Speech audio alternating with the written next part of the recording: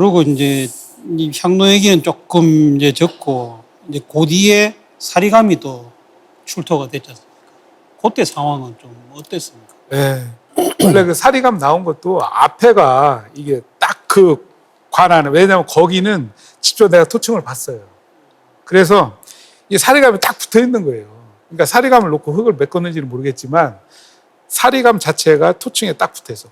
후에 판 거예요. 딱 맞추게. 넘어뜨린 게. 그러니까 앞에 글씨가 있는 점인지 몰라요. 근데 이렇게 둥글잖아요. 그래서 우리는 그냥 우체통이다. 근데 뒤를 파냈으니까. 그래가지고 하는데 그때 이제 관장님이 야, 이거 도대체 뭔지 좀 알아봐야 될 때 윤쌤을 불렀어요. 모셨어요. 그래가지고 어디 사진인가 있을 거예요. 윤쌤하고 서가지고 이렇게 넷이 서가지고 저게 뭘까 하는 그게 사진이 있어요. 그렇게까지도 했는데 알 수가 없는 거예요. 처음 나온 거라. 이게 처음 나온 거라. 근데 나하고 진사하고 밥을 먹고 들어오는데 와서 보니까 글자가 나왔다는 거예요. 그래가지고 글씨다. 야, 빨리 그럼 삼국사에 찾아봐. 그러니까 그때 이제 그렇게 된 거예요. 그래가지고 보고 드리고. 그 얘기 딱 듣고 나면서 삼국사기하고 옥편하고 연표를 가지고 현장을 뛰는데 이 상황이 의도광인 거야. 네. 그때부터 이제 그야말로 그 안개 속에 갇혀 있던 우리 향로 또 거기 능사 뭐 이런 얘기가 그냥 쫙 실마리에서 풀어주는 거예요. 그다음에 저 사리 그 명문 사리가 나올 때 발표를 바로 못한 거예요. 못한 이유가 뭐냐면 거기 미음자처럼 생겼는데 밑에 으뜸머리 보이는 게 형자. 외형할 이게 때 도대체 무슨 글자냐는 거예요. 앞만 찾아봐도. 그러고 나서 니시다니 선생한테 텍스라고 그러나? 보내고 그다음에 이제 그 부여군청에 한학을 오래 하신 분이 있어. 내가 좀 배우는데. 그 양반한테 보냈는데 이게 안 오는 거예요. 그래가지고 중앙에 보고도 안 오고 지금 생각하면 이제 부여 박물관 끝발 참 좋을 때야. 그걸 반짝 들어가지고 박물관에 갖다 놨어요. 그러니까 그 이튿날 아침에 일찌감치 전화를 드렸죠. 정 관장님한테. 그랬더니 그 윤재윤 씨가 비서야. 근데 전화에다 대고 내가 들려. 부여관장인데요. 뭐 급히 할 말씀이 있대요. 그러니까 저쪽에서 그래 대봐 그러셨대. 그 이제 내가 얘기를 했죠. 그 이만저만에 했더니 그분이 이제 그 놀래는 목소리가 지금 생각해. 뭐? 돌에 글씨가? 그래. 그 누구누구 알고 있나? 그래가지고 놀래는 표정이 전화기로 들리는 거야. 근데 그때 관장님 부속실에 어느 기자가 와 있었어요. 그게 누구냐면 조선일보 논설위에 했던 김태익 기자입니다. 나중에 논설위로 가야지. 이제 이 양반이 이제 가끔 이제 여러 문화기관의 기관장들을 인사하고 뭐 기사거리도 좀 찾고 그러는데 그날 일찌감치 왔는데 부여관장이 중앙관장을 대바람에 전화대라고 하질 않나.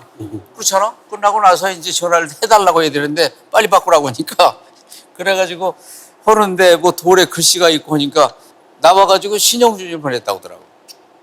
그 신영준 씨는 와서 여기 그 군청 감사실인가? 거기 가가지고 인부들 이름을 좀 추적해서 작업반장을 찾아갔답니다. 휴일날.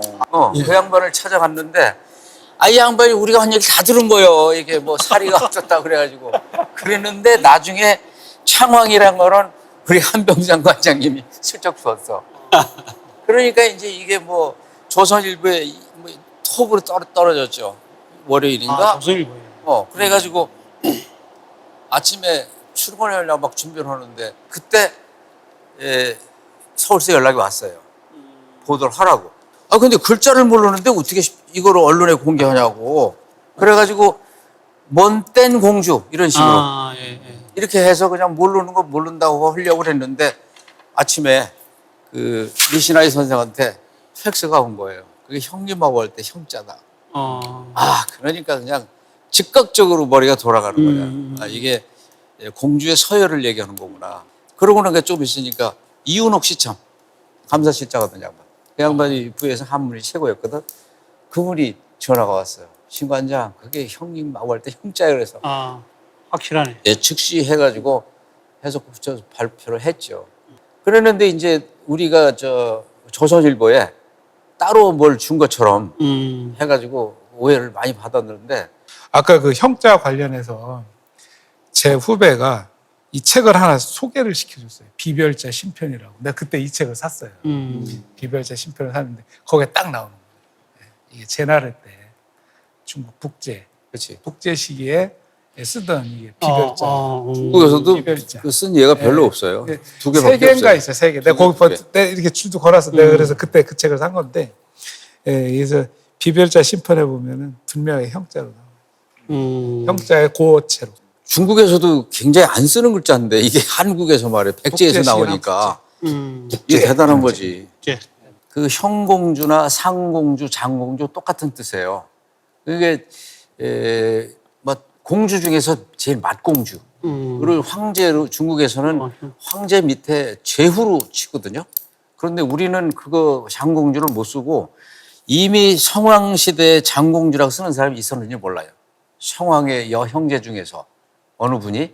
그렇기 때문에 장공주라는 명칭을 똑같이 못 쓰고 상공주라는 건 삼국사 유사에 나와요.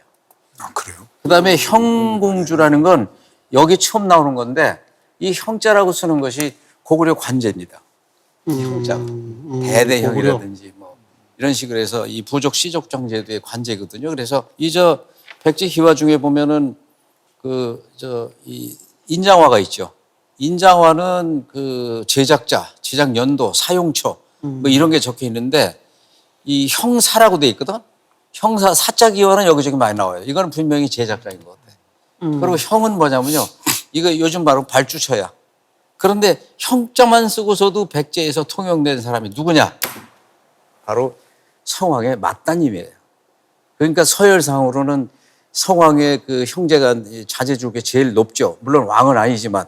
근데 아시다시피 의덕왕이 전쟁에서 26,600명 몰살당하고 혼자 거지로 돌아와가지고 무슨 임금이 행세하겠어요. 임금 한다 안 했잖아요.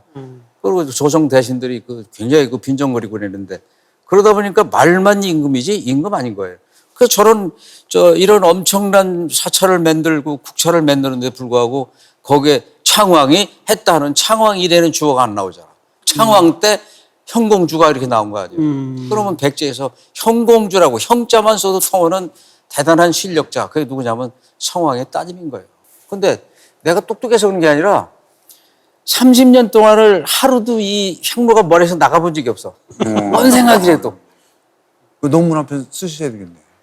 박사기 논문 있죠? 박사기 논문. 거기 쓰셨어요? 그게 이 얘기야. 2005년도에. 공부를 안 하면. 이번처럼 이런 이제 30주년 기념 행사가 뭐 조촐하나 막 이렇게 열렸는데 거기에 대한 소감 한마디씩 좀. 나는 해주십시오. 진짜 우리 후배들한테 진짜 고맙습니다. 내가 사실 이런 그 모임이 있을 줄 생각지도 안 했어. 그 다음에 지금 내가 부여박물관 전시실을 이제 가끔 손님들 오거든요. 그 전시 기법이나 모든 환경이 우리가 할 때보다 진짜 멋있어. 가보면 진짜 폼이 나지. 근데 앞으로 국보관 만들어가지고 좀 더 멋있는 곳에다 전시를 해놓으면 진열장도 좀 더 크고 그래 놓으면 진짜 대한민국의 대표는 국보 중에 국보가 안 될라나 하는 기대를 해봅니다. 후배님들한테 고맙다는 말씀을 드리고 싶습니다. 30주년 되는 것을 내 자신이 기념하기 위해서 무엇을 하나 남길까 이렇게 고민을 엄청 했었어요. 그래가지고 올 초에 작년 말에 향로 관련 그 고고학적 논문을 하나 썼어요. 글을 하나 써가지고 발표를 했는데 저 앞으로 그러한 좀 기록물들이 많이 나왔으면 좋겠고. 국보관이 언제 만들어지는 겁니까? 여기? 26년? 26년.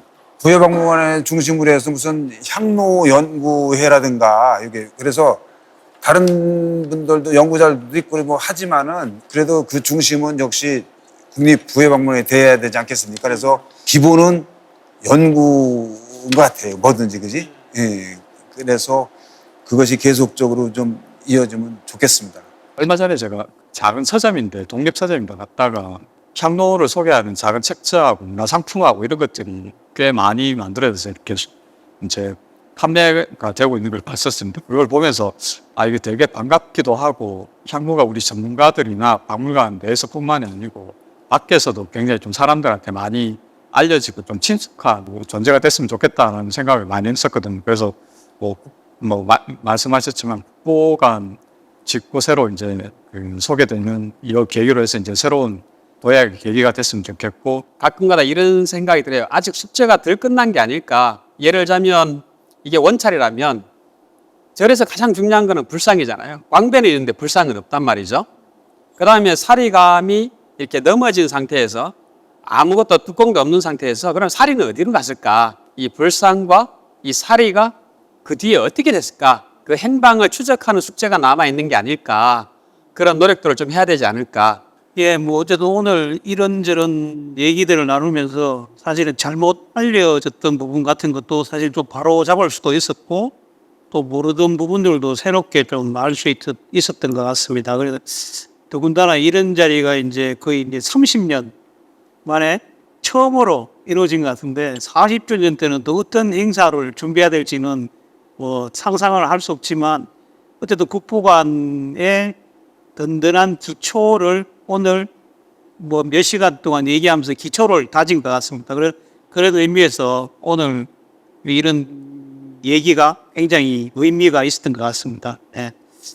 오늘 그러고 오랜만에 또 여러분들 만나서 반가웠고, 어쨌든 다들 건강하시고, 40주년에도 또 이렇게 만났으면 좋겠습니다.